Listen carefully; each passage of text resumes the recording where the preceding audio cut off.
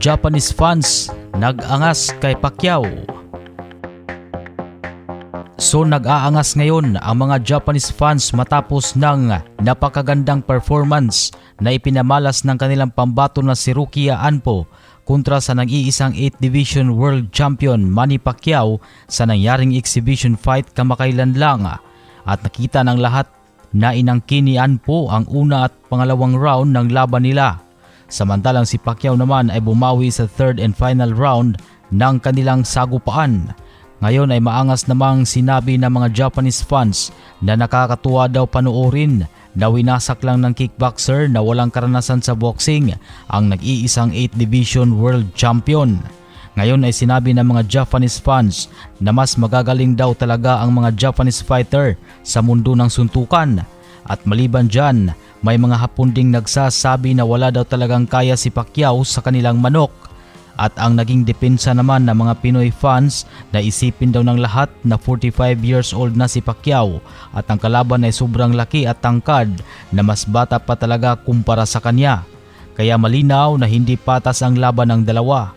Pero kung halimbawa daw na medyo bata pa si Pacquiao ay tiyak umano na matutulog agad ang Hapon sa laban. Dahil nakita din naman ng lahat na muntikan ang tumaob ito sa third round nang nag-umpisa ng gulpihin ni Pacquiao. At sinabi ng karamihan na kulang talaga ang round ng laban nila. Napakaikli para makita ang totoong mangyayari, kung kakayanin ba talaga ng Hapon ang kaliwat kanang atake ni Pacquiao sa kanya at mga mabibigat pang suntok ang pinakawalan. Kung nagkataon lang daw na hanggang 6 na round ang laban na ito, ay panigurado umano na knockout ang sasapitin ni Rukia Anpo dito. Kasi halatang pinag-aaralan daw ni Pacquiao ang mga galaw ni Anpo sa mga naunang round. Ngunit pagsapit ng third and final round ay dito na niya natansya ang galaw ng kalabang Hapon. At dito na rin niya inatake ng husto. At kitang-kita ng lahat na nagawa na nitong pasukin ang depensa ng Hapon at nagpaula na si Pacquiao ng mga mabibigat na kombinasyon. So kayo na lang po humusga kung ano sa tingin ninyo, at maraming salamat sa inyong panunood.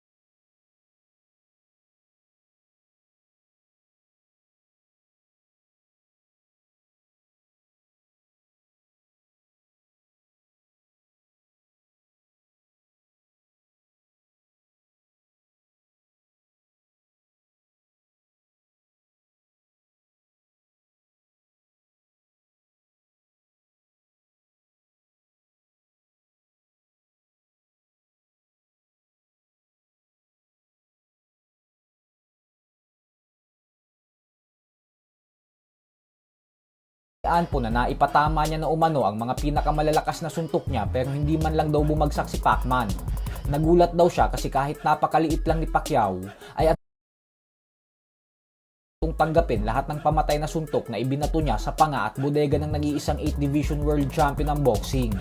Kaya naman kahit umano 45 years old na si Pacquiao ay napakatibay pa din daw talaga nito. Kahit umano nasasapul niya na ng solido ang bodega ni Pacquiao ay hindi man lang daw ito tumitiklop. Pero nakita niyang performance dahil napatunayan niya daw sa mga fans na kaya niya talagang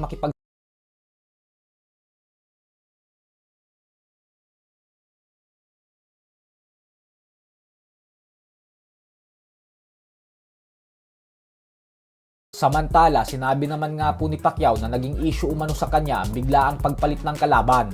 Kung atin po kasing matatandaan ay ang rising featherweight champion na si Chichiro Suzuki ang dapat nakalaban talaga ni Pacman. Subalit dahil nagtamo ito ng hindi inaasahang injury, kaya naman pinalitan ito ni Rukia Anpo.